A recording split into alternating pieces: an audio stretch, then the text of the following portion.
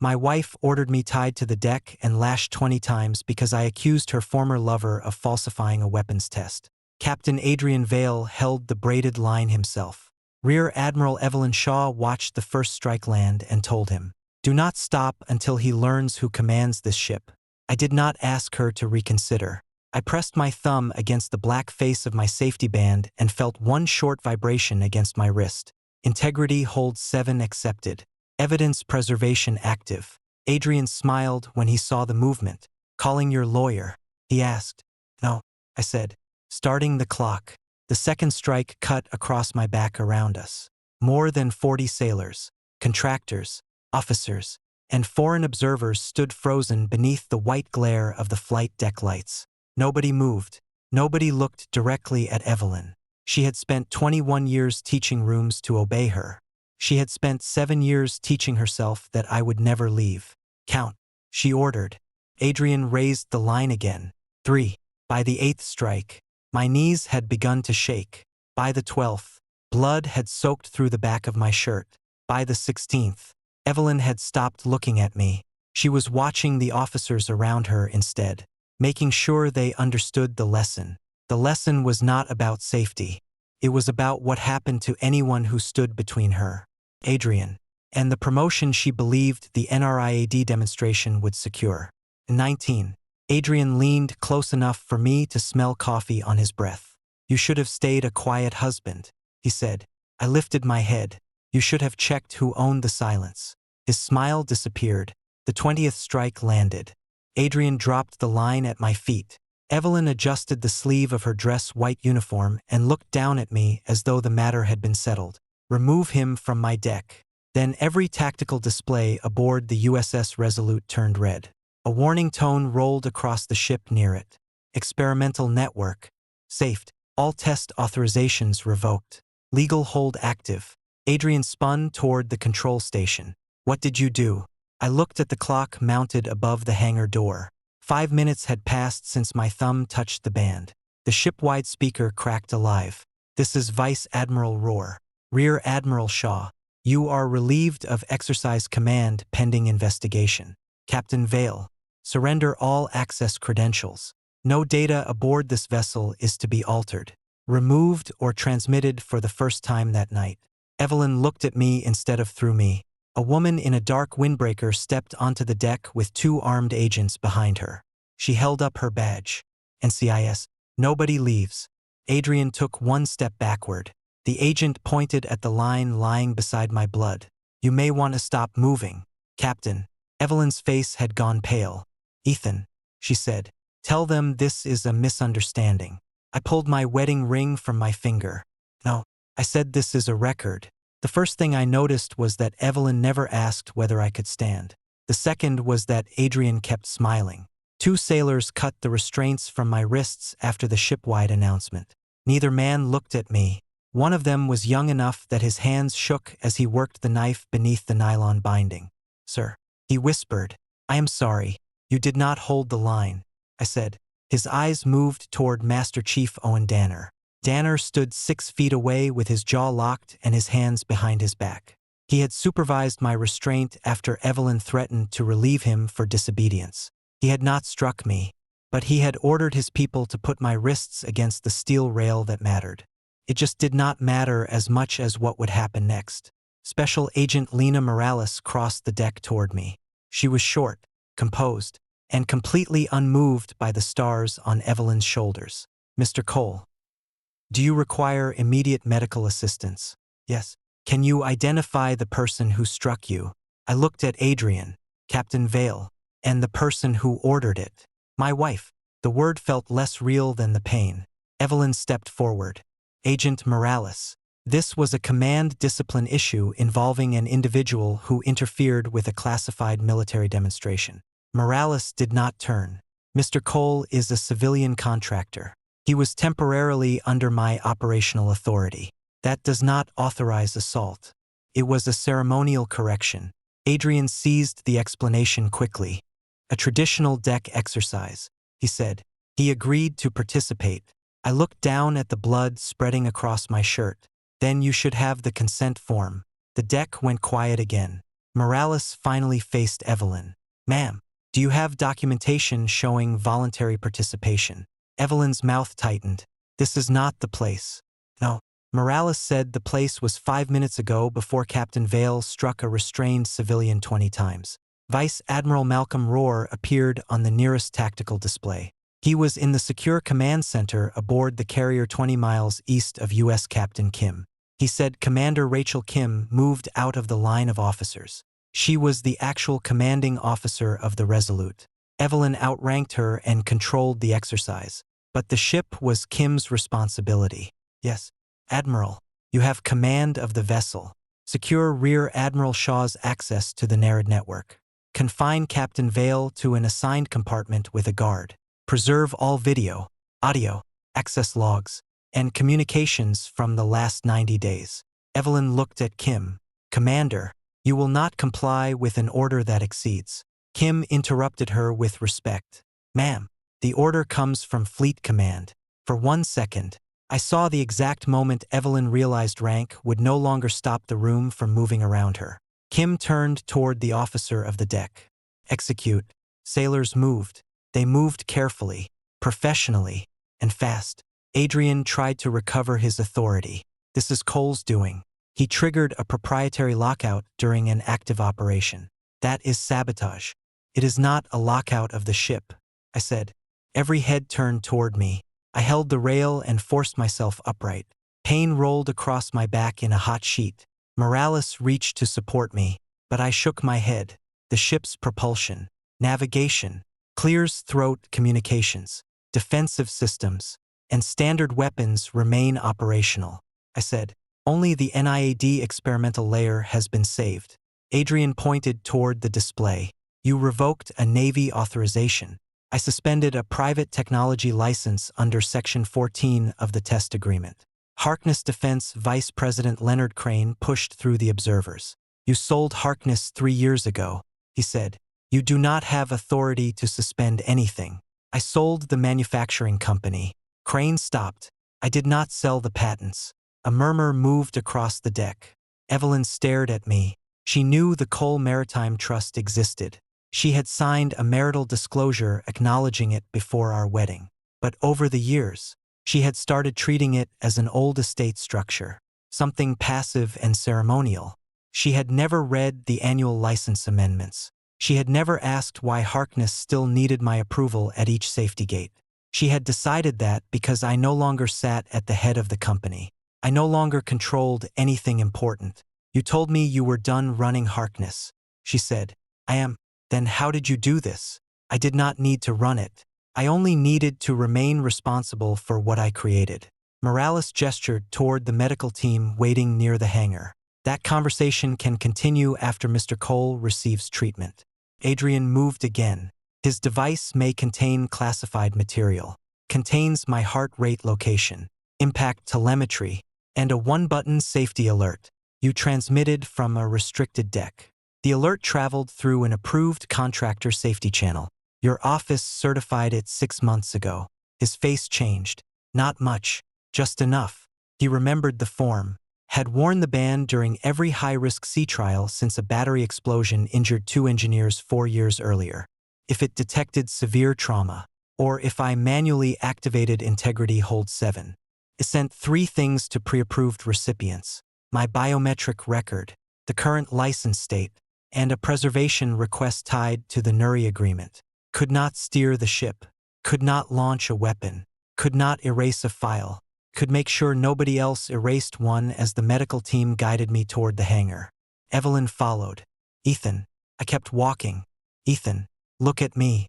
I stopped only because the corpseman beside me needed to adjust his grip. Evelyn's voice dropped. "You accused a senior officer of manipulating a weapons platform in front of international observers. You left me no room. I gave you the original test logs. You gave me allegations. I gave you source code hashes, timestamp comparisons, and a written request for an independent review. An hour before the demonstration, because Adrian moved the demonstration forward by 2 days. Her eyes flicked toward him. He was already being escorted away. That was an operational decision. She said it was an evidence destruction decision. You cannot know that. I wrote the system and I command this mission. Not anymore. The words landed harder than if I had shouted. Evelyn looked toward the officers around us. She was still measuring the room, still calculating witnesses, authority, and damage. That was when I understood the marriage was already over. Not because she had chosen Adrian's judgment over mine. Not even because she had ordered the first strike. It was over because after 20, she was still worried about the room instead of whether I could breathe. I removed my wedding ring. My fingers were swollen from the restraints, and it took 2 attempts. I placed it on the metal equipment case beside her. She looked down. Do not do this here. You did everything here. The corpsman moved me into the hangar behind us. Alarms continued to pulse through the ship in the medical compartment. Lieutenant Commander Maya Patel cut my shirt away. She counted each injury aloud while a corpsman photographed it beside a numbered scale. 1 across the right shoulder. The camera clicked. 2. Upper back click. 3. She continued until she reached 20. Some were shallow. 6 had split the skin. 2 crossed the same area and would need stitches. Patel looked at me over her mask. Did you lose consciousness? No. Nausea? Yes. Difficulty breathing? Only when I move. She checked my ribs. You may have a fracture. The door opened. Morales entered carrying a tablet sealed inside a transparent evidence sleeve. Mr. Cole. We retrieved the preliminary integrity package. What did it show? Your safety report was uploaded at 14:23. Rear Admiral Shaw's office acknowledged receipt at 14:31. The lashing had started after 1900 hours. Evelyn had known for nearly 5 hours. Morales scrolled. There is also a digital authorization granting Captain Vale access to your protected source code environment. I did not sign one. It bears your electronic signature. Patel stopped working. Morales watched my face. Where was your authentication device on June 14th at 2:13 in the morning? I knew the date had been in Seattle. Sedated after emergency surgery on my left hand. Evelyn had remained in San Diego. My primary token was with my attorney. I said my older tablet was at home who had access to the house. My wife Morales turned the screen toward me. Then we have a second problem. The signature had not merely approved Adrian's access. It had transferred him authority to export part of the NRIA development archive. The ring in the medical bay. Patel gave me a local anesthetic before stitching the deepest cuts.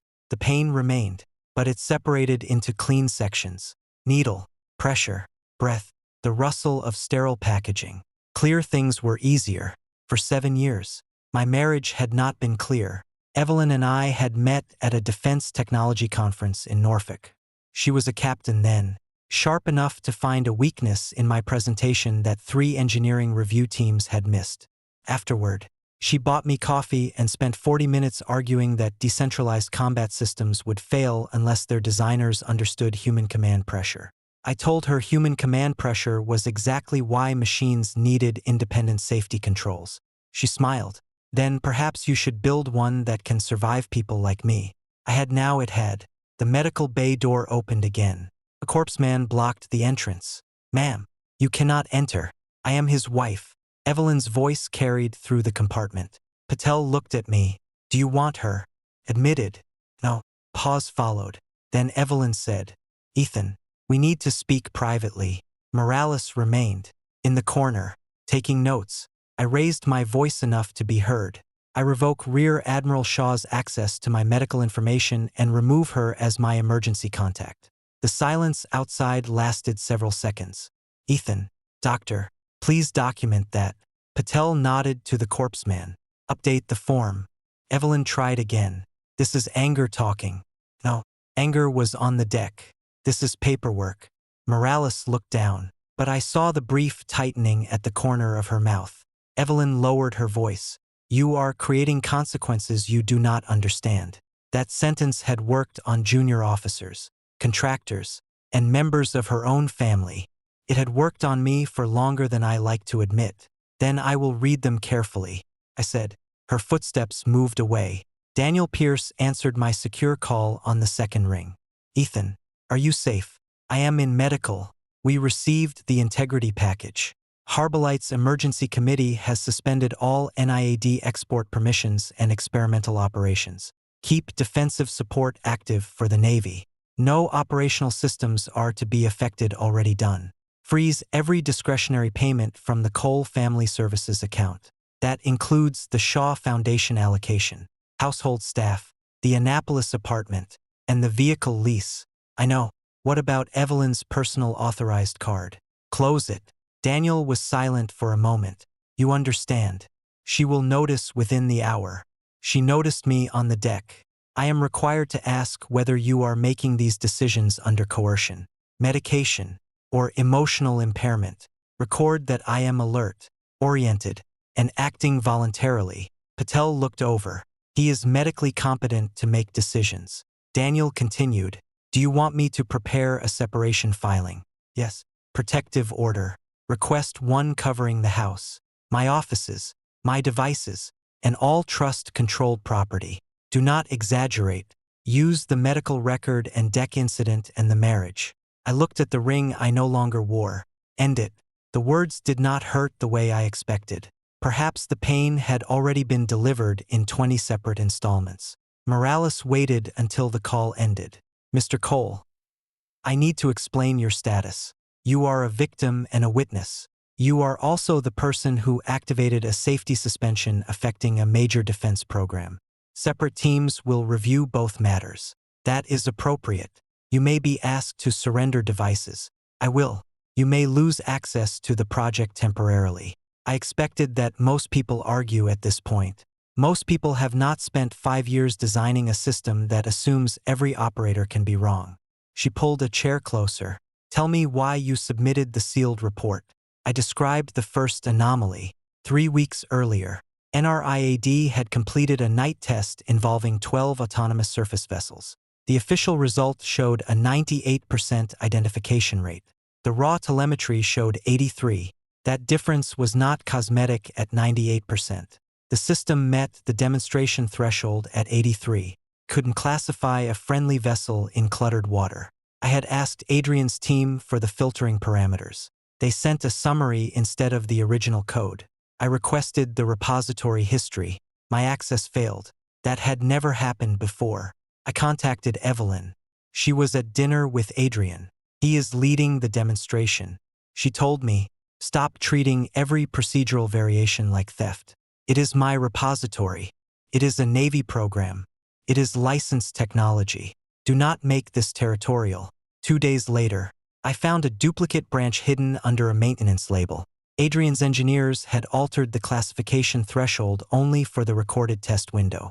The system looked accurate because uncertain contacts had been removed from the results. I preserved the hash and notified Harkness compliance. The next morning, Harkness Vice President Leonard Crane told me the discrepancy was within interpretive tolerance. There was no such thing. I sent the issue to Evelyn's office. Her aide acknowledged it. Then Adrian moved the live demonstration forward. Morales listened without interruption. Why did you board the Resolute instead of allowing the complaint process to continue? Because the demonstration included simulated weapons release authority. Once the system passed that event, the altered branch could become the certified baseline. Did you believe anyone intended to fire on a friendly vessel? No. I believe they were willing to accept a risk they had concealed. That distinction will matter. I know. She studied me. Did your wife know the extent of your ownership rights? She knew the trust retained the patents. Did she know you could suspend the license? She signed the disclosure before we married. I explained it again when NURAD entered Navy testing. Why does she appear surprised? Because knowing something and believing I will use it are different. Patel finished the final bandage.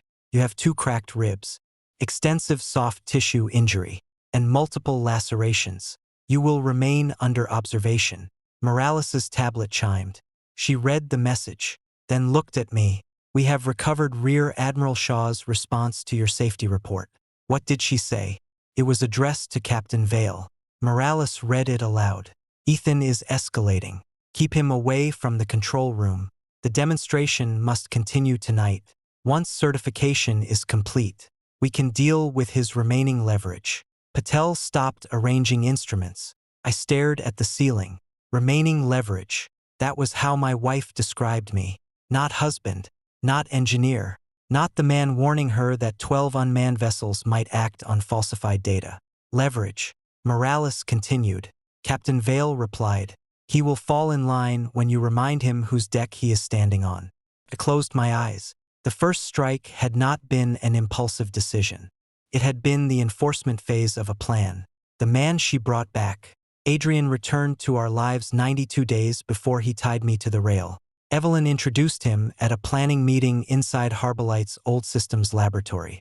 I arrived early and found him sitting in my chair.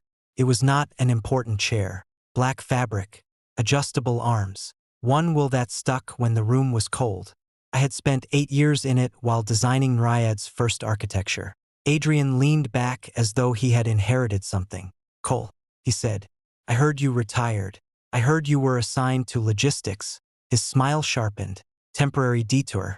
Evelyn entered with 6 officers and 2 Harkness executives.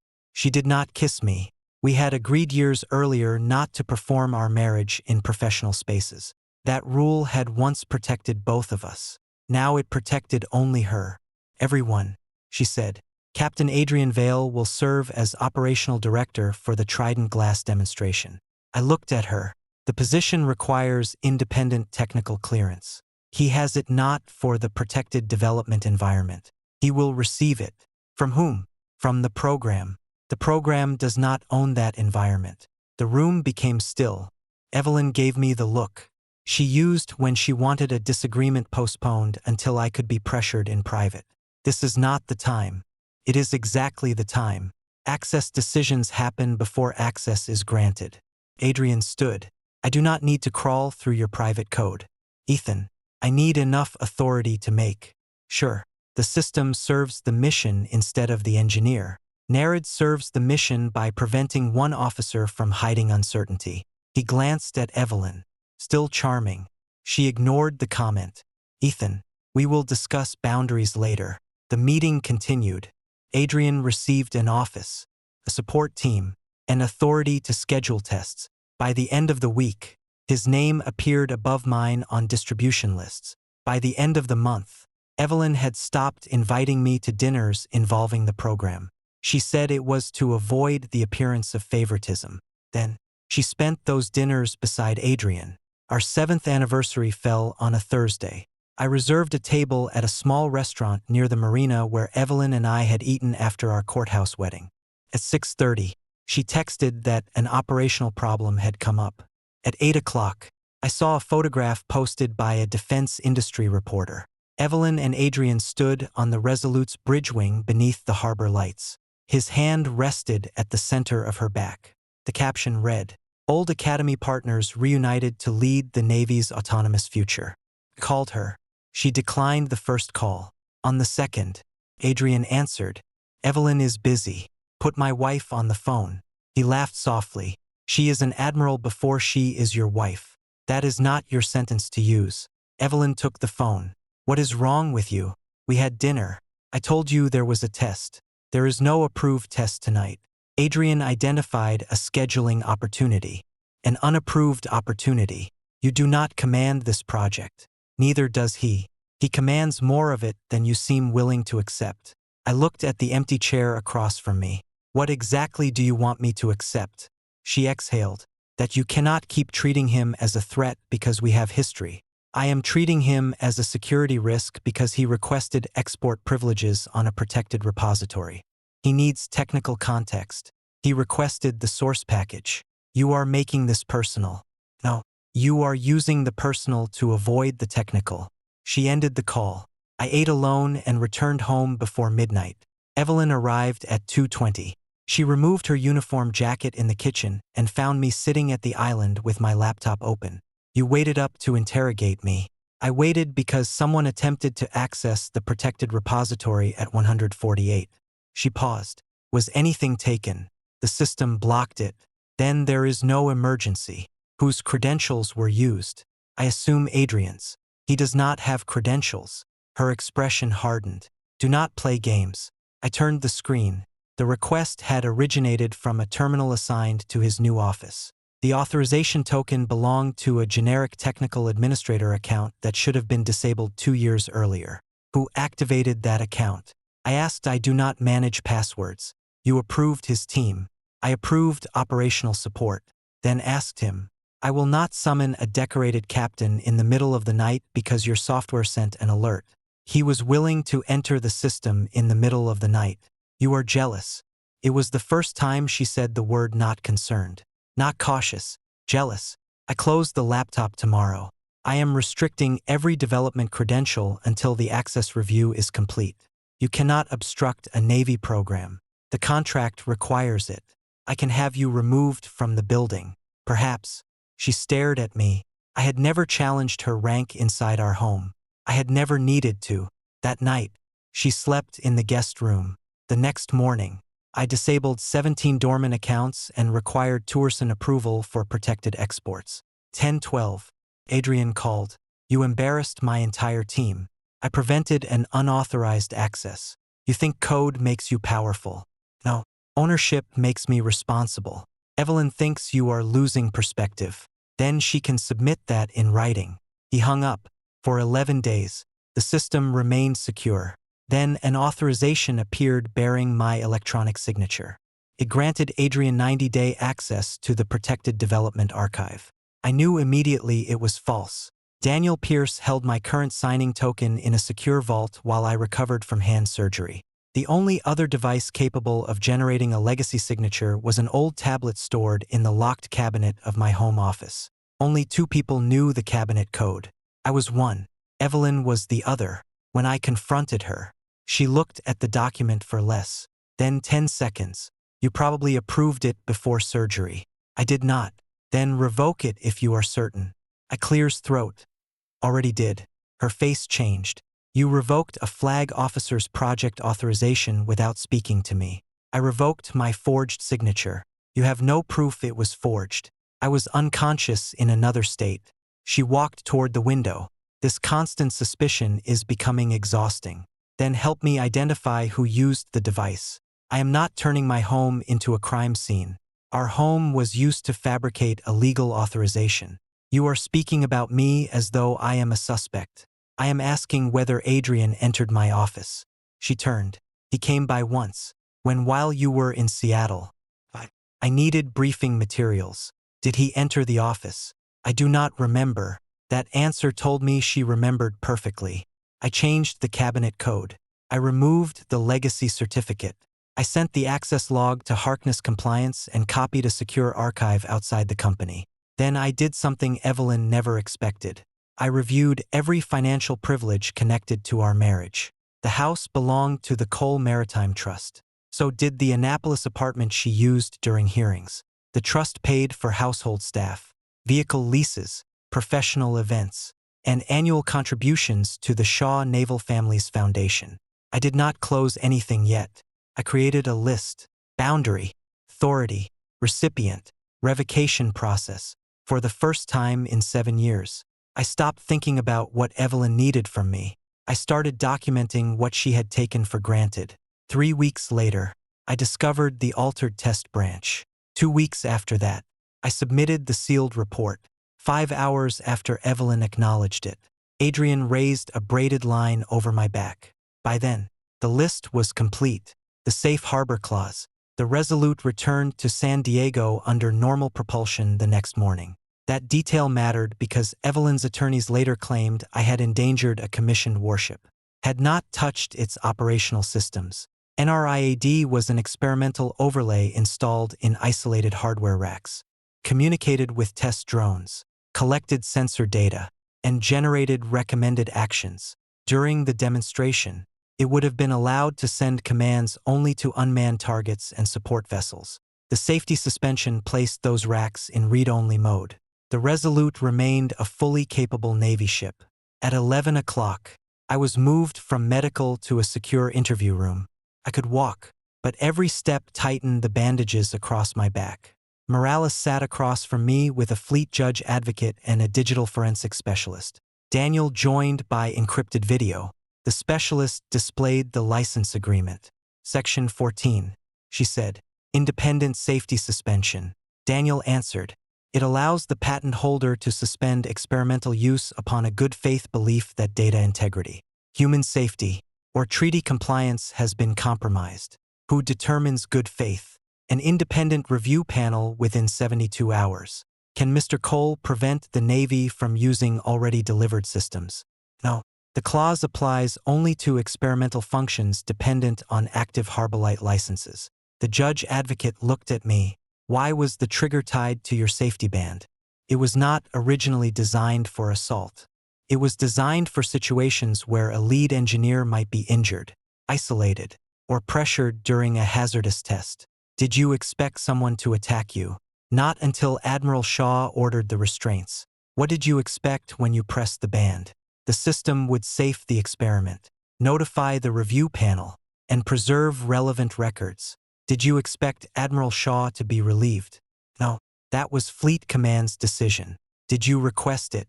No. The door opened. Commander Kim entered. She looked exhausted. Mr. Cole, she said, I owe you an apology. You owe the truth to the investigation. I intend to give it. She sat beside the judge advocate.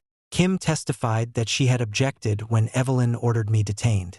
Evelyn claimed I had attempted to access a restricted control station, and after being directed to leave, Kim authorized temporary removal from the control room, believing I would be escorted to a civilian compartment.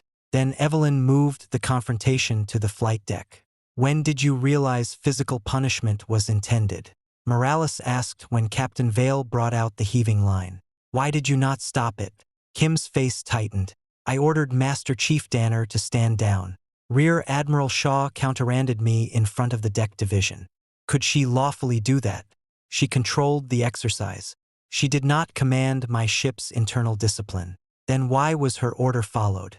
Because she told the Master Chief she would relieve him, end his retirement recommendation, and charge him with disobedience during an operational event. Did you believe those threats were proper? No. Did you attempt to contact Fleet Command? Yes. My executive officer sent an urgent request over the secure channel that explained why Roar had appeared so quickly. My safety alert had not acted alone. Kim had moved before the first strike. She simply had not moved fast enough to stop 20. Master Chief Danner entered next. He looked at the floor. I ordered 2 sailors to restrain Mr. Cole. He said, I knew the punishment was unlawful. Why did you comply? Morales asked. I had 19 years in. My retirement package was pending. Admiral Shaw said she would make sure I left without my anchors and without my name. Did she order Captain Vale to perform the strikes? Yes. What were her exact words? Danner swallowed. She said 20. Once for every minute he delayed my operation. Make him remember who owns this deck. The words entered the record. Not ceremony. Not consent. Ownership. After the interviews, Daniel remained on the screen. The protective order was filed. He said the court issued temporary restrictions based on the medical declaration and video summary. Has Evelyn been served? She will be when she disembarks and the financial changes completed. The Shaw Foundation payment scheduled for Friday has been suspended pending an audit. The Annapolis apartment access will end in 30 days unless required for official travel. Her authorized card was closed. Do not interfere with legitimate government duties. We are not. Her command can provide travel and lodging. What about the house?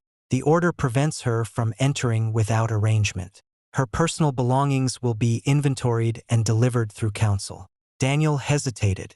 Harkness sent a demand letter. They claimed the safety suspension may trigger $400 million in delay penalties. They should cooperate with the review. They want leverage. They no longer have it. My secure interview tablet received a request from Evelyn. Private spousal communication. I declined it. A second request arrived. Ethan Adrian made a terrible decision. I did not expect the injuries to be this serious. I showed it to Morales. She photographed the message. I typed one reply. You ordered 20. Then I blocked the channel. That afternoon, digital forensics recovered the flight deck video from 6 separate cameras. The audio system had recorded every public command. No missing minutes. No damaged file. No room for a misunderstanding. Adrian had been placed under guard, but before his phone was seized, He activated a remote wipe. His personal messages disappeared from the device. His official laptop was reset. A hidden development folder on a Harkness server was deleted from an account linked to his office he believed that helped him. It did not. Harkness' protected environment created immutable nightly snapshots because defense contractors had a habit of calling inconvenient changes maintenance. The deleted folder survived in 3 places inside it. Investigators found invoices from Vale Strategic Solutions. The company had 1 employee, Adrian. Over 14 months, Harkness had paid its $6,200,000 for operational integration consulting. I had never heard of it. Neither had Commander Kim. The payments had been approved through a special executive channel sponsored by Rear Admiral Evelyn Shaw. Morales placed the summary in front of me. Did your wife ever disclose a financial relationship with Captain Vale? No. Did she disclose that his private company was working on Nereid? No. Did she have authority to select subcontractors? She could recommend operational consultants. Harkness made the final award. Who had Harkness approved it? Leonard Crane would have signed. Morales turned the page. He did. The lashing had begun as a marriage betrayal. It was becoming a procurement case. The board at sea. Harkness called its emergency board meeting before the Resolute finished tying up at the pier. They requested my attendance by video. Daniel advised me to decline. I accepted. Leonard Crane appeared at the head of a polished conference table in Virginia. Around him sat the chief executive, general counsel, compliance director, and 3 independent board members. Evelyn joined from a separate secure room aboard the ship. Her uniform had been replaced with plain working blues. The stars remained on her collar, but exercise command was gone. Adrian was not permitted to attend. Crane began. Mr. Cole Harkness formally requests immediate restoration of the NRIAD experimental license. No. Our company faces catastrophic contractual exposure. Then you should have investigated my safety report. We did. You called falsified classification data and interpretive variants. The technical review was ongoing, while you accelerated the demonstration. Evelyn leaned toward her camera.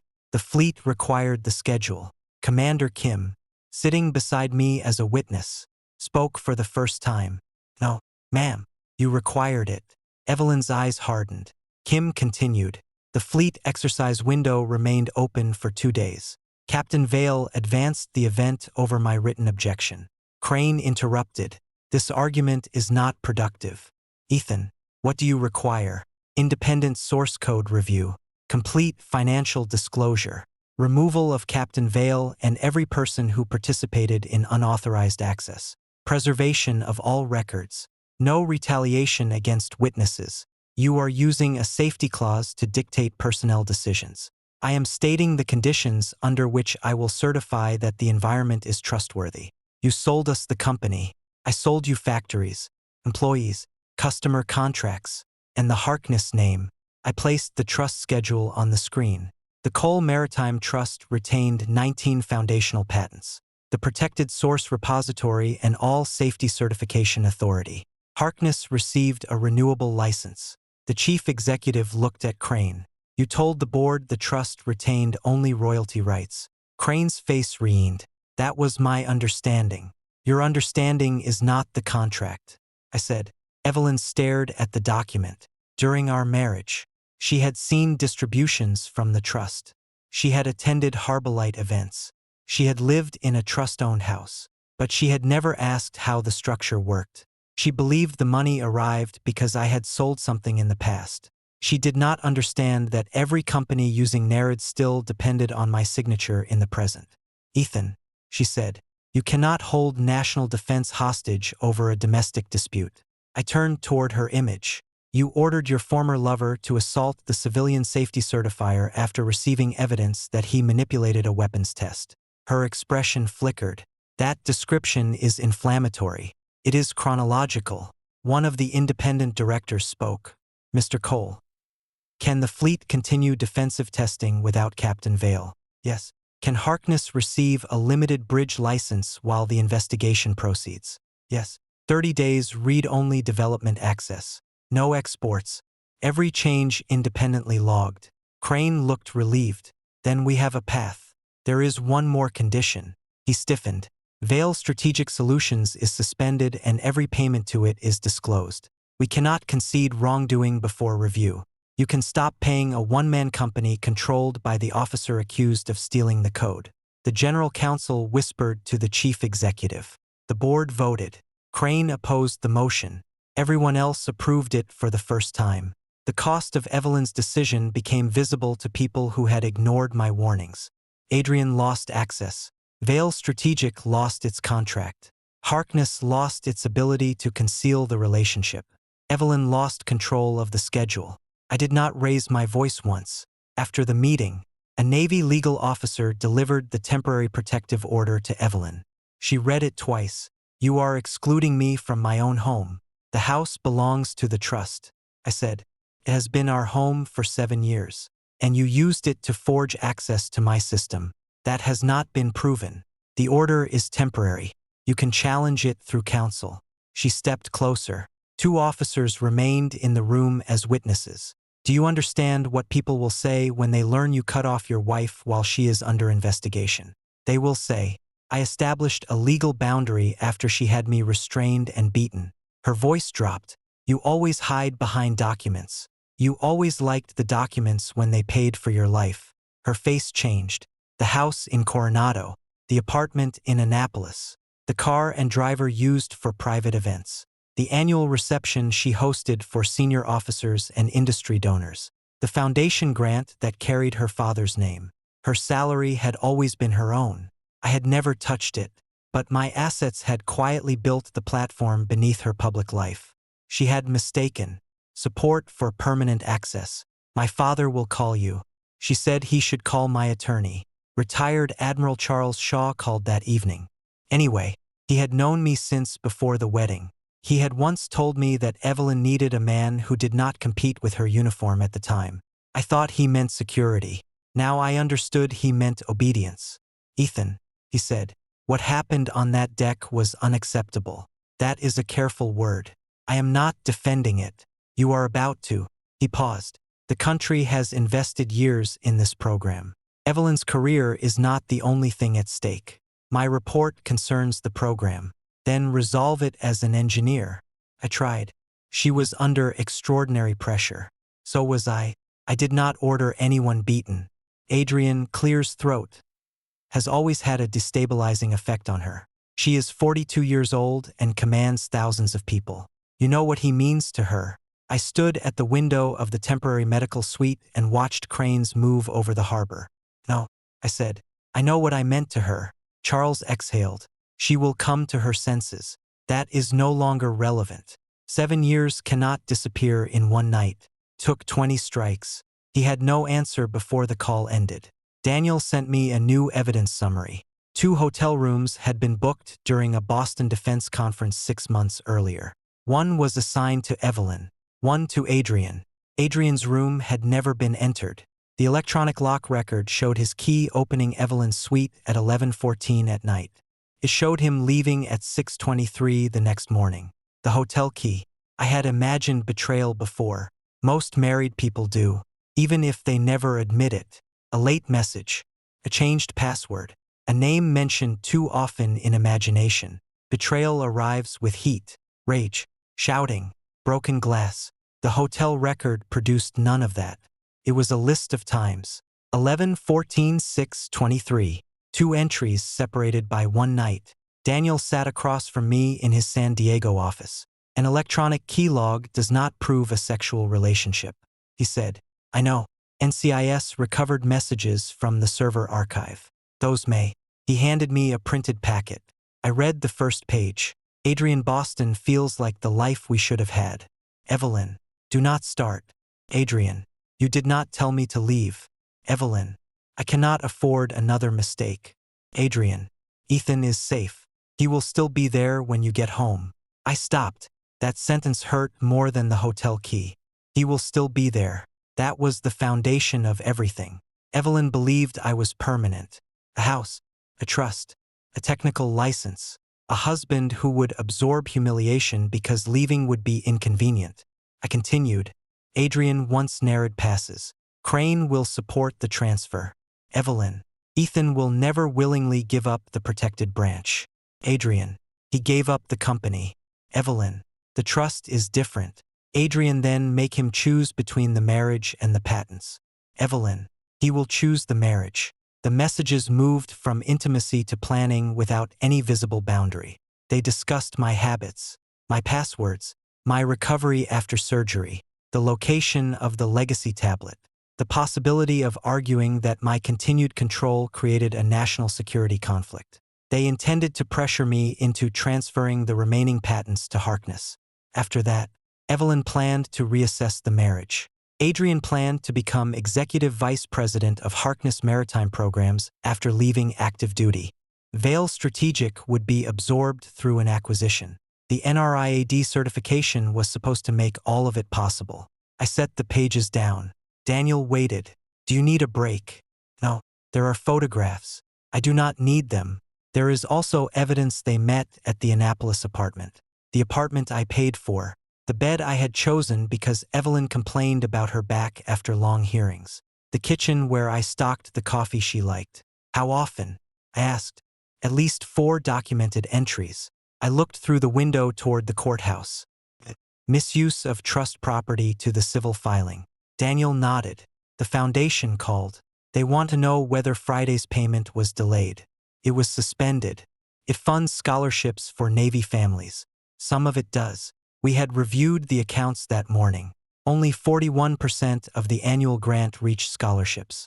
The rest paid for galas, consultants, travel, and a communications firm that promoted Charles and Evelyn Shaw as a multigenerational naval legacy offered direct payments to the existing scholarship recipients. I said no money through the foundation that will keep the students protected while ending the family's discretionary control. Correct. The house staff pay severance and accrued leave. Close the household account afterward. The vehicle return it. The apartment inventory. Evelyn's personal property. Sell it after the protective order period. Daniel made notes. There was no pleasure in any of it that surprised me. For years, I had imagined that if Evelyn ever betrayed me, I would want her to feel the exact weight of what she lost. Instead, I wanted separation, clean lines, no card linked to my account, no building linked to her key, no foundation, using my money to polish the name of a family asking me to hide an assault. Morales arranged a controlled meeting with Adrian 2 days later. He had requested to speak to me privately. There was nothing private about the room. 2 cameras recorded from visible corners. Morales sat behind mirrored glass. My attorney listened through an earpiece. Adrian entered in civilian clothes without the uniform. He looked smaller. He sat across from me. You look better. I am not here for your concern. I did not intend to injure you that badly. You struck me 20 times. Evelyn gave the order. You held the line. She would have found someone else. That is not a defense. He leaned back. You think she chose me because she loves me.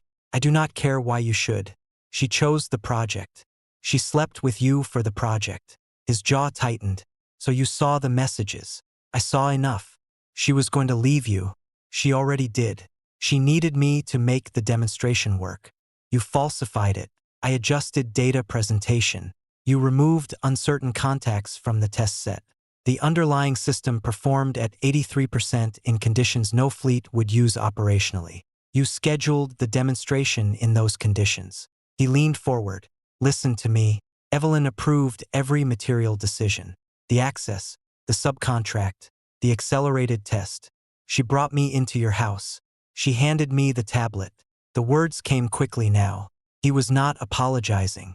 He was negotiating. What do you want? I asked.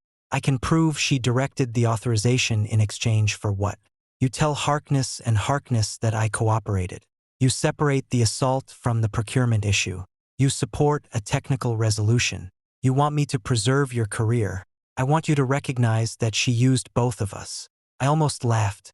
She ordered you to hit me. You could have refused. You do not understand command. I understand choice.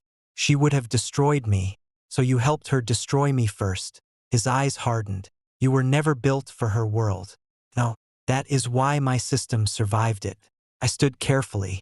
The movement pulled at the healing cuts. Adrian watched me. Ethan, if I go down, She goes with me. That is not leverage. It should matter to you. My wife counted while you struck me. I moved toward the door. You are both already down. Morales entered after I left. Adrian did not know the meeting had been arranged because investigators already possessed the authorization logs. His confession connected them. Evelyn had provided the device. Adrian had generated the signature. Harkness had accepted it without independent verification. Before the day ended, investigators found another file in the deleted server snapshot. It was a presentation prepared for a foreign defense intermediary. The title read NURAD Adaptive Classification Architecture Transfer Opportunity. The author metadata named Adrian Vale. The technical diagrams came from my protected repository. Her counterattack. Evelyn did not remain defensive 3 days after the ship returned. An anonymous source contacted 2 national security reporters. The story appeared before Sunrise civilian contractor halts Navy exercise during dispute with Admiral wife. The article described me as a former defense executive with continuing financial control over a critical naval program. It said I had confronted Evelyn and Adrian on the Resolute because of personal concerns regarding their past relationship. It said nothing about the 20 strikes, nothing about the altered data, nothing about the forged authorization. A second article used the phrase billionaire husband's private kill switch. I was not a billionaire. There was no kill switch. The language did its work anyway. By 8, Harkness had received threats. By 9, a senator demanded an investigation into contractor control over military systems. By 10, my security access had been temporarily suspended pending review. Daniel entered my office holding his phone. The source knew details from Evelyn's initial command statement. Can we prove she leaked it? Not yet. Then do not accuse her. You are remarkably calm. I expected this. Most people expect anger. They do not expect a coordinated press narrative. Evelyn has spent 20 years surviving institutions. She knows how to move blame. What do you want to say publicly? Nothing about the marriage. We need to answer the sabotage claim. Release the technical limits of the suspension. Confirm cooperation with investigators. Do not release evidence that belongs to the Navy. Daniel drafted 3 paragraphs. No insults. No photographs of my injuries. No reference to the affair. Facts carried more weight when they were not surrounded by revenge. That afternoon, I appeared before an administrative security panel. Evelyn attended with military counsel. Her opening statement was controlled. My concern is not personal retaliation against my husband. My concern is that Mr. Cole used proprietary control to interrupt a national defense event after his technical recommendations were not adopted. She looked directly at me. He has struggled to separate his former ownership role from his current advisory status. The panel chair turned to me. Mr. Cole. I placed 3 sealed drives on the table. Drive 1 contains the escrow source code deposited 90 days before Captain Vale joined the program. I placed another beside it. Drive 2 contains the certified test branch approved before the altered evaluation. Then the third Drive 3 contains the branch loaded by Captain Vale's team. What do you expect us to find? The unsafe classification change exists only on Drive 3. Evelyn's counsel spoke. You had access to all 3 environments. Yes. You could have inserted the code. Yes. The room shifted. I continued before he could use the admission. That is why each deposit was independently hashed by the Navy laboratory. Harkness compliance. And a third-party escrow provider. Any change produces a different cryptographic record. The technical specialist confirmed the hashes. The unsafe code had been inserted at 2:38 in the morning on May 26th. I had been speaking at an engineering conference in Copenhagen. My badge, passport, hotel record, and public presentation placed me 5,000 miles away. The account that committed the change belonged to Lieutenant Aaron Briggs, a 26-year-old engineer on Adrian's team. Briggs was brought into the room. He looked terrified. Did you write the change? The panel chair asked. No, sir. Your account did. Captain Vale told me to create a maintenance credential. He said he needed to test a performance patch. Did you give him the password? Yes. He was the operational director. Did you know he would alter classification thresholds? No. Did you later discover the change? Briggs nodded. I sent him an email. He told me the contacts were test noise and ordered me to delete my local copy. Do you have the email? I preserved it because Mr. Cole's training said never to delete a safety concern. Adrian had mocked my safety procedures. One of them had just preserved the message that placed the code in his hands. The panel moved to the forged authorization. Forensics traced the signature request to my Coronado home network. The legacy tablet had been unlocked using Evelyn's registered fingerprint. Adrian's face appeared on the home security camera entering the property 18 minutes earlier. Evelyn watched the footage without moving. Her counsel requested a break. The chair denied it. Admiral Shaw, did you unlock Mr. Cole's device? She looked at me. I used the tablet to retrieve briefing materials. Did Captain Vale use it? I do not recall. Did you authorize him to enter the home office? I may have. Did you understand that the device contained Mr. Cole's legal signing credentials? No. That answer lasted 11 seconds. Then the forensic specialist displayed a recovered message. Evelyn, his old tablet still signs through the trust gateway. I can open it, but you need to finish before the token refreshes. Adrian, 20 minutes is enough. Evelyn's counsel closed his eyes. The panel chair removed his glasses. Admiral Shaw, you are advised that this matter may involve criminal exposure. You are not required to make further statements without counsel. Her authority had spent years entering rooms before she did. Now, the evidence arrived first. The panel restored my technical access. My clearance review remained open as a procedural matter, but the sabotage allegation collapsed outside. Evelyn caught up to me in the corridor. You had no right to release private home footage. It was produced under subpoena. You could have objected. It shows who entered my office. You want to humiliate me. I stopped. No, you are experiencing documentation. Her face tightened. Adrian told me the signature was temporary. You knew it was mine. I believed the project justified access. You believed I would forgive you. This can still be contained. The code will be tested tomorrow. She went still. The panel had approved a full simulation using Adrian's branch. Every officer, contractor, and investigator involved would watch what the altered system actually did. For the first time, Evelyn was no longer afraid of what I could say. She was afraid of what the machine would show. The missile that did not fire. The simulation took place at the Pacific Fleet Autonomous Systems Laboratory. No live weapons were involved. 16 virtual vessels entered a digital battle space modeled on the waters west of San Clemente Island. 12 were designated friendly. 4 were hostile. The room contained Evelyn, Adrian, Commander Kim, Harkness executives, Navy engineers, investigators, and the independent review panel. I sat behind the technical team. Evelyn sat across the aisle. She did not look at me. The first run used the certified NRIAD branch. The system tracked all 16 vessels.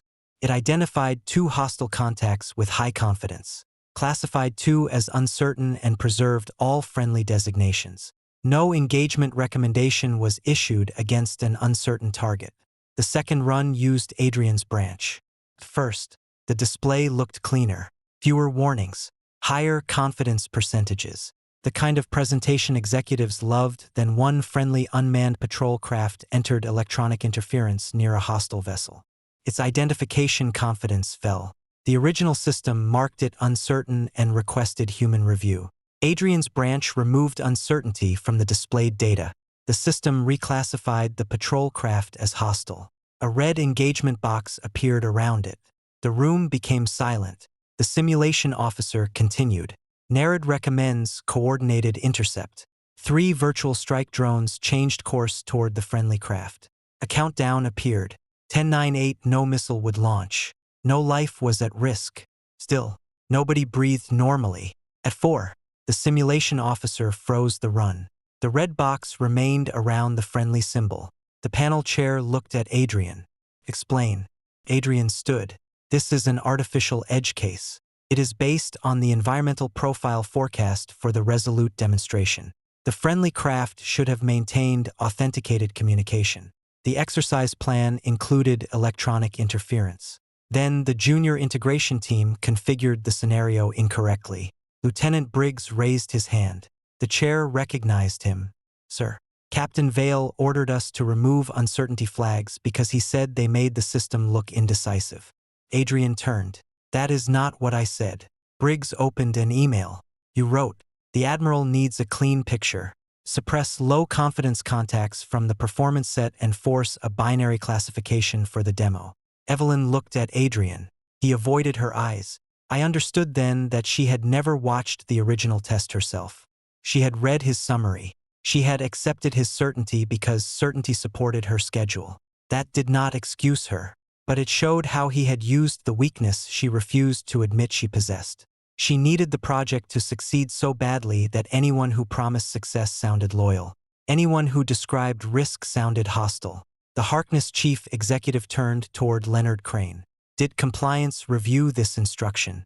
Crane's answer was quiet. No. Why not? Captain Vale's team categorized it as operational tuning. Who approved that category? Crane glanced at Evelyn. She did not rescue him. The review panel issued preliminary findings before the room adjourned. The safety suspension was justified. The data had been materially manipulated. The unauthorized code created an unacceptable friendly target risk. Adrian's access remained revoked. Harkness could continue only under independent oversight. Vice Admiral Rohr appeared by secure video. Rear Admiral Shaw. Evelyn stood. Yes, sir. You are relieved of your assigned task group command. You will report to administrative duties pending final disposition. Her shoulders remained straight. Yes, sir. Captain Vale. You are restricted to base. You will surrender your passport, personal devices, and all classified access credentials. Adrian stepped forward. Admiral, I request an opportunity. Your opportunity was the test. The screen went dark. Evelyn remained standing. People began leaving the room. I gathered my papers slowly. She approached. Ethan. Daniel moved closer, but I raised one hand. I did not need protection from a conversation. Evelyn stopped several feet away. I saw the result, she said. So did everyone. I did not know it would classify a friendly vessel. I told you. Adrian said you were exaggerating. You had the raw data. He said the raw data was contaminated. You had my report. You submitted it at the worst possible time. Danger does not become polite because your promotion board has a calendar. She flinched.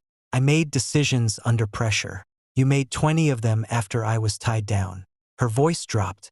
The deck incident should never have happened. That is not an apology. I am trying to speak to you without attorneys. You used armed authority against me. Attorneys are now part of the marriage. Her eyes moved to the healing stiffness in my posture. I did not think he would strike that hard. You told him not to stop. I wanted you removed from the operation. You wanted me humiliated. She looked away. That was the closest she had come to honesty. I thought if the crew saw you challenge me without consequence, I would lose control of the demonstration. So you prove control by assaulting your husband. I lost perspective. No, you revealed it. She reached toward my arm, then stopped before touching me. Do not end 7 years because of the worst night of my life. It was the worst night of mine. You were the person holding authority. I walked past her at the corridor exit. Morales waited. The preliminary hearing has been scheduled, she said. Will the deck video be included? Yes. Publicly. The defense challenged the accuracy of the written summaries. The judge authorized the full recording as evidence in open proceedings, subject to limited redactions. Evelyn heard her face lost what little color remained. Soon the world would not hear her version. It would hear her count. When the world heard her count, the preliminary hearing opened in a naval courtroom 6 weeks after the Resolute incident. By then, my ribs had healed. The cuts had closed into narrow raised lines across my back. The marriage had not improved. Evelyn and I communicated only through attorneys. Her public relations strategy continued to describe the assault as an unauthorized ceremonial act that escalated beyond intent. Charles Shaw appeared on television and asked the public not to judge a decorated officer based on a few minutes removed from operational context. Those few minutes entered the courtroom at 10:23 in the morning. The prosecutor played the first deck camera.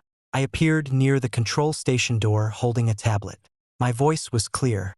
The identification result was altered. I am requesting an immediate safety pause. Adrian stepped into the frame. You have been ordered to leave. I am the certifying engineer. You are the Admiral's husband who cannot tolerate that she trusts someone else. Several observers turned toward Evelyn. The video continued. She entered. I handed her the tablet.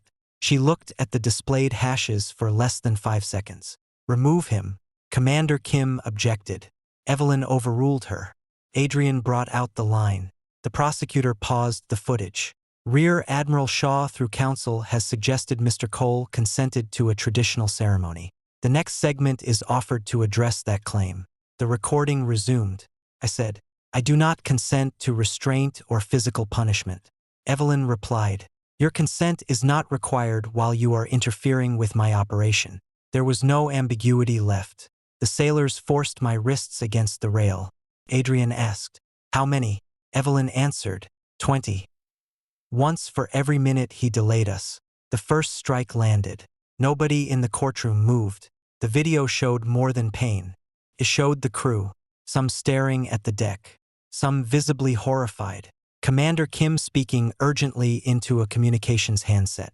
Master Chief Danner standing rigid after Evelyn threatened him. It showed Adrian's satisfaction. It showed Evelyn's attention moving from my body to the watching officers. At the 7th strike, one sailor turned away. At the 11th, a corpsman stepped forward and was ordered back. At the 15th, I nearly fell. At the 20th, Evelyn said, remove him from my deck. Then came the alarm. The red displays. Rohr's order. Morales's arrival. The ring placed on the equipment case. When the video ended, the courtroom remained silent for several seconds. Charles Shaw sat behind Evelyn. He stared at his hands. Master Chief Danner testified next. He admitted issuing the restraint order. He admitted knowing it was unlawful. He also described Evelyn's threats. The prosecutor asked whether I had ever threatened him, insulted him, or attempted violence. No. Did Mr. Cole resist? He tried to keep hold of his tablet once it was taken. He did not fight. Did he ask for the punishment? No. Did Captain Vale appear reluctant? No. Commander Kim testified that the safety concern was legitimate and that Evelyn had bypassed her authority as ship's captain. Lieutenant Commander Patel displayed the medical chart. 20 impact injuries, 2 cracked ribs, 6 open lacerations, wrist, compression. No evidence that I had attacked anyone. Then I took the stand. The prosecutor asked why I had not shouted or begged Evelyn to stop. Because she had the evidence before the first strike. What do you mean? She knew the technical warning. She knew I did not consent. She knew Adrian lacked lawful authority. More explanation would not have changed the decision she had already made. Why activate the safety band to prevent an unsafe demonstration and preserve records?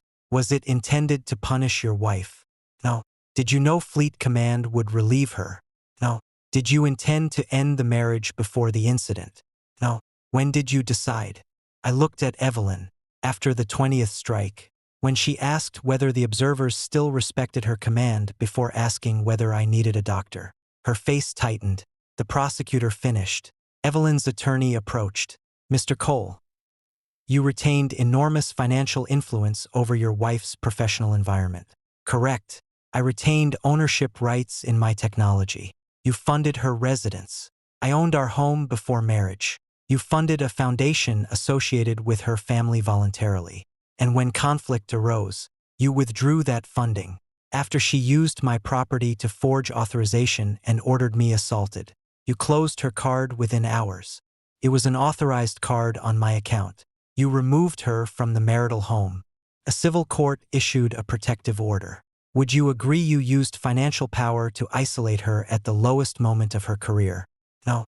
I stopped providing optional access to my property after she demonstrated that access was unsafe. The attorney changed direction. You were jealous of Captain Vale. I distrusted him.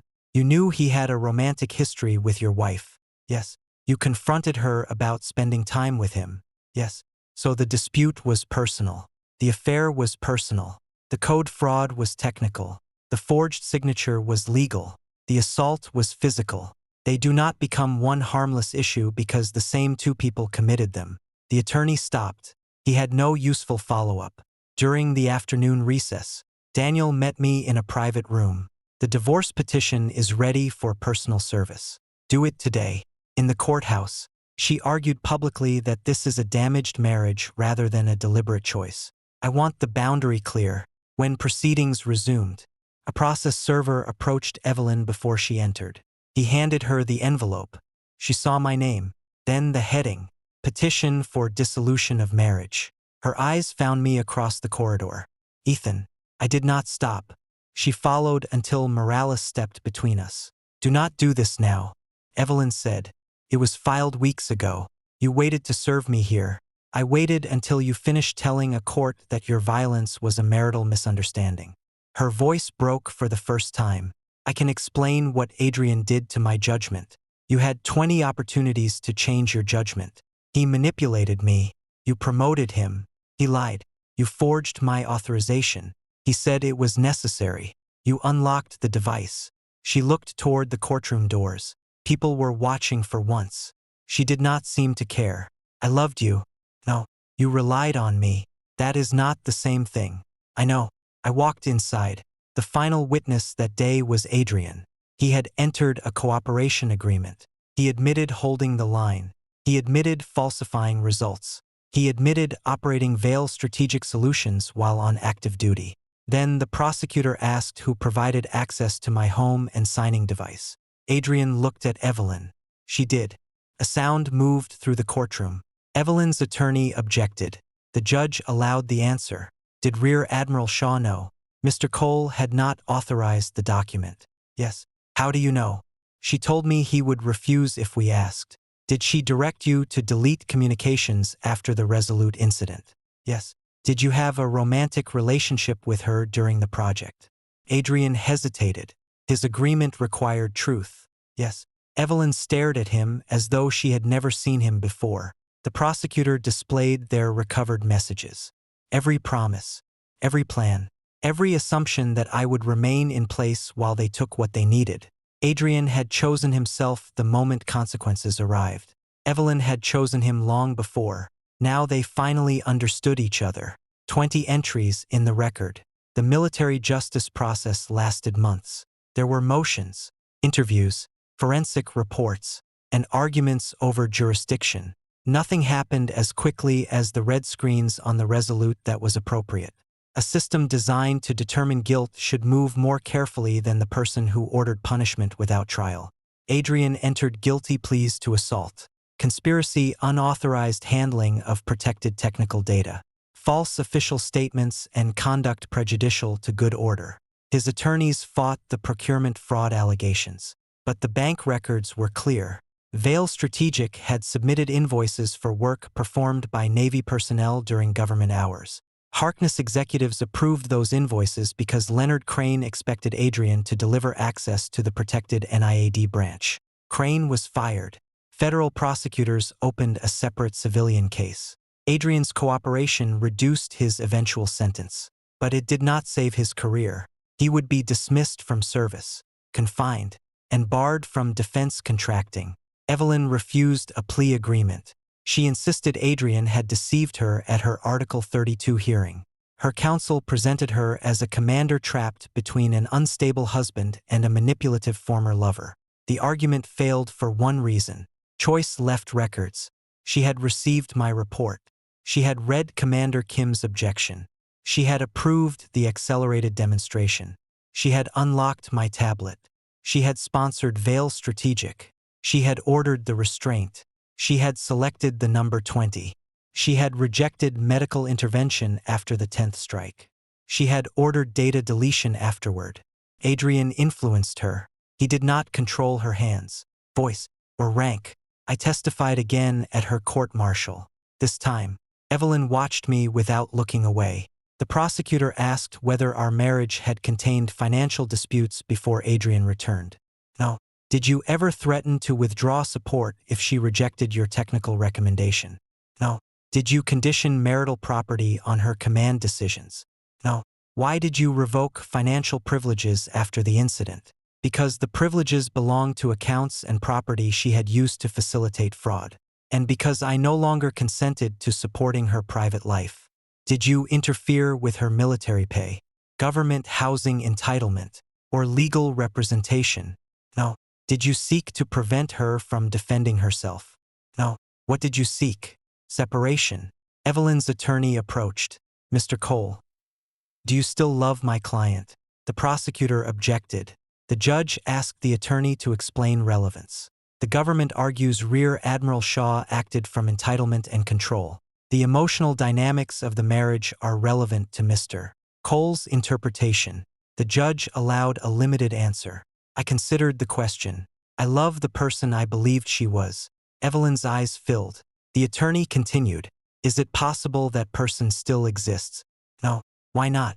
Because character is not what someone claims. After consequences, it is what they choose while they still have power. The attorney returned to his table. Evelyn testified in her own defense. She described pressure from Fleet Command, Congress, foreign partners, and Harkness. She described Adrian's promise that Nereid would perform. She described my safety objections as increasingly aggressive. Then the prosecutor played the deck recording again. Where is the aggression?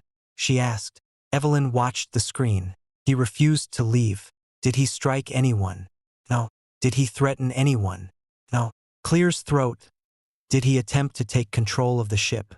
No. Did he state he did not consent? Yes. Why did you order 20 strikes? Evelyn's voice became quiet. I wanted the challenge ended. Why 20? I do not know. You connected the number to the delay. I was angry. Were you unable to count? No. Were you unaware Captain Vale was causing injury? I saw the blood. Did you stop him? No. Evelyn looked at me, because if I stopped, everyone would know I had been wrong. That was the first complete truth she gave. The prosecutor let the silence hold. Harkness held its own board reckoning. During the same period, the company admitted failures in access control, subcontractor review, and retaliation against a safety report. It agreed to pay damages to the Cole Maritime Trust, fund an independent compliance office, and surrender exclusive manufacturing rights to the next NURAD generation. I did not take the old company back. I did not want it. I negotiated a transition that protected the engineers and active Navy programs, then moved the core research into a new company under direct trust control. The money mattered, ownership mattered more. At the court-martial, Evelyn was convicted of assault-related offenses, conspiracy, obstruction, false official statements, and conduct unbecoming an officer. The sentence included dismissal from service, confinement, and forfeit subject to final review. When the members returned, Evelyn remained standing. She did not collapse. She did not scream. She had spent her life inside uniforms and institutions, even when those institutions rejected her. She used their posture to hold herself upright. As officers prepared to escort her away, she asked to speak to me. Morales looked at Daniel. Daniel looked at me. I agreed to 1 minute with witnesses present. Evelyn stopped on the other side of the rail. Adrian destroyed everything, she said. No, he lied to me for months. You lied with him. I thought I could control him. You thought you could control everyone. She gripped the rail. I know what I did to you. You know what it cost you. That is not all I know. I waited. I know you warned me. I know you protected the sailors on that ship when I did not. I know you supported me for 7 years, and I turned that support into proof that you were weak. Her voice trembled. I know I was wrong. The words arrived months after the evidence. They changed nothing. Do not finish the divorce, she said. Not yet.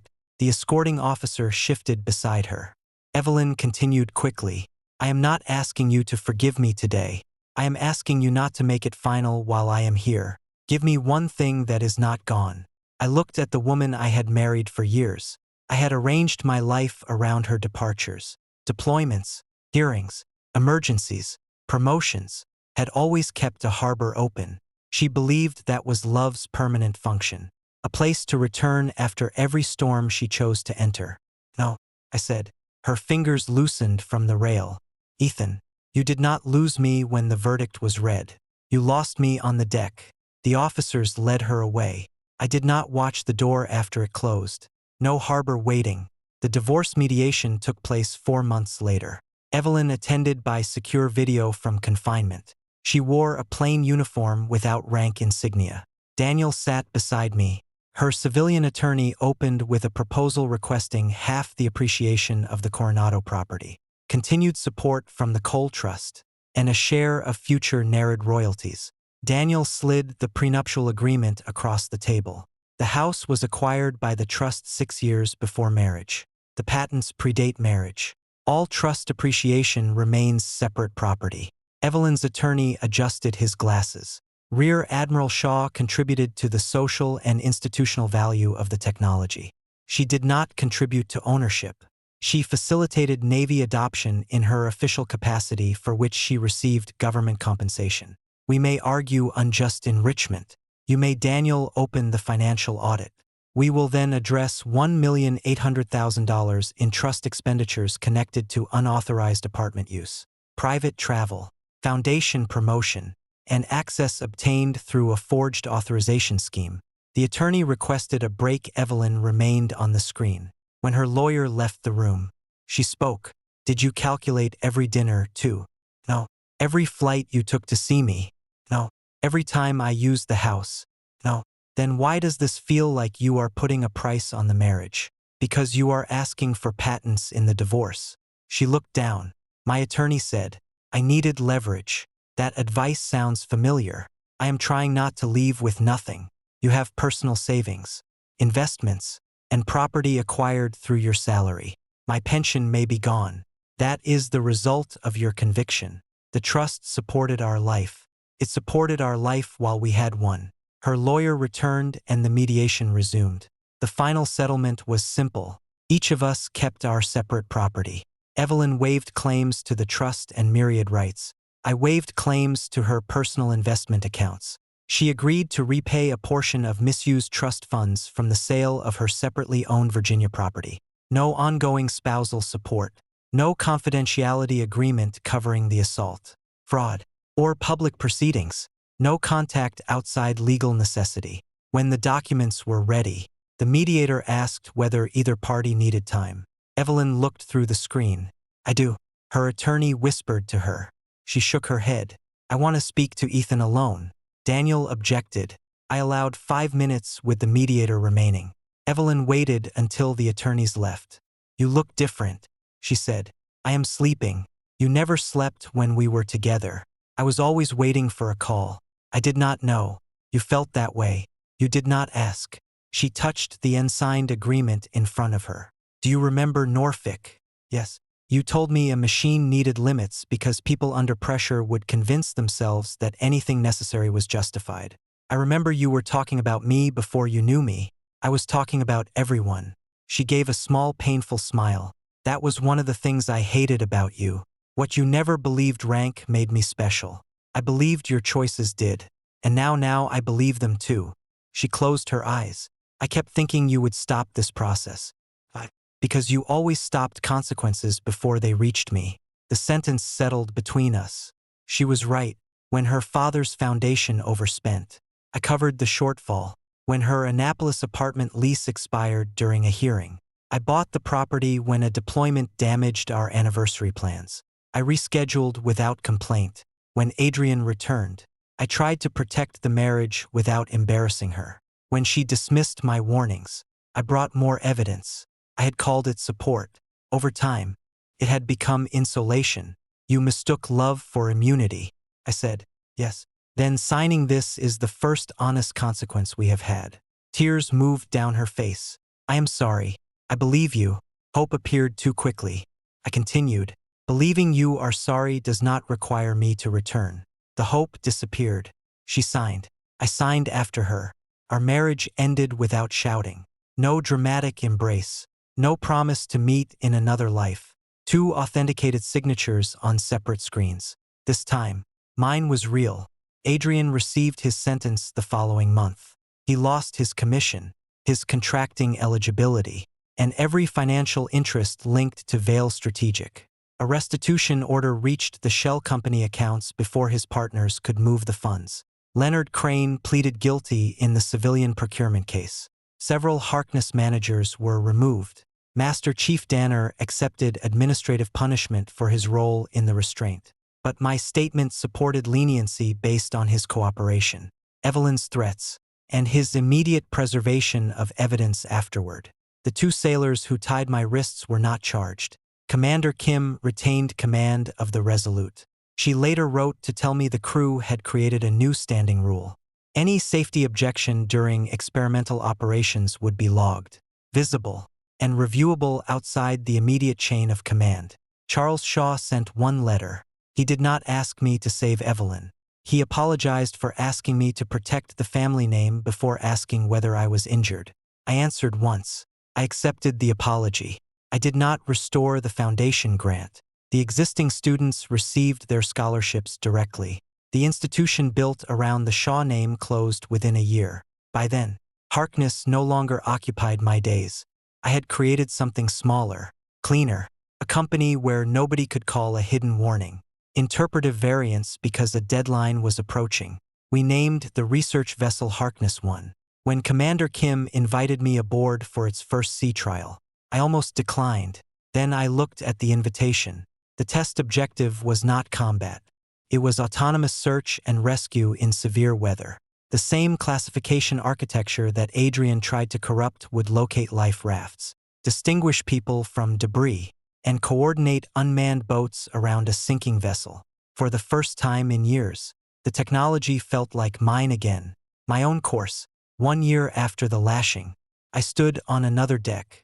No one restrained my wrists. No one asked me to remain silent. Harkness 1 was not a warship. It was a converted offshore research vessel with a white hull, opening deck, and more sensors than comfort. The Pacific moved beneath us in long blue lines.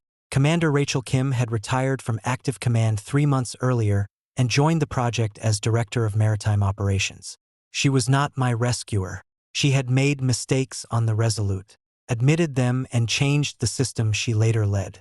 That was why I trusted her. Lieutenant Briggs joined the civilian engineering team after completing his service obligation. His first task was to design a warning interface that could not be hidden by a performance filter. Master Chief Danner did not join us. He remained in the Navy long enough to complete his retirement honorably. On the morning of our trial, he sent a short message. Speaking up early is cheaper than apologizing late. Fair winds. Kept it. The search and rescue exercise began at 1400. 3 unmanned boats deployed from the stern. A drone released 12 floating targets across 6 square miles. Some represented debris. 2 carried heated mannequins designed to simulate people in the water. NRIAD tracked all of them. The new system displayed uncertainty instead of hiding it. Possible person confidence 64%. Human review requested. Young engineer named Caleb looked toward me. Should we force classification? No. We may miss the timing target. Then we miss it honestly. He nodded. The human operator reviewed the thermal image and confirmed the target. The nearest unmanned boat changed course for minutes later. It secured the simulated survivor. The control room applauded. I did not. Not because I was unhappy, because a correct system doing what it was designed to do should not feel miraculous. Should feel normal. That was the future I wanted. No heroic engineer hiding a secret override. No admiral able to erase doubt with rank. No contractor able to purchase certainty. No husband expected to absorb everything quietly. After the exercise, I walked alone to the rear deck. The scars across my back tightened in cold air. The doctors had told me some would fade and some would remain. I no longer checked them every morning. Daniel called as the sun lowered. There is a letter from Evelyn. Legal. No. Personal. Past. Inspection and came through her attorney. What does she want? I did not open it. Return it. Unread. Yes. You are certain. I watched the unmanned boats returning across the water. Yes. He did not ask again. The finality was not cruelty. It was the boundary she had once believed I could never hold. Kim joined me at the rail. Successful day, she said.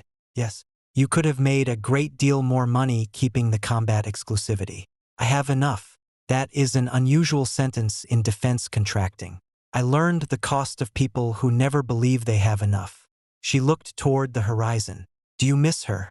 The question was direct. I respected that. Sometimes I miss the years before Adrian returned. That is not exactly the same. No. We stood without speaking. I had not begun another relationship. Had not searched for someone kinder to prove Evelyn had been replaceable. The empty space in my life did not frighten me.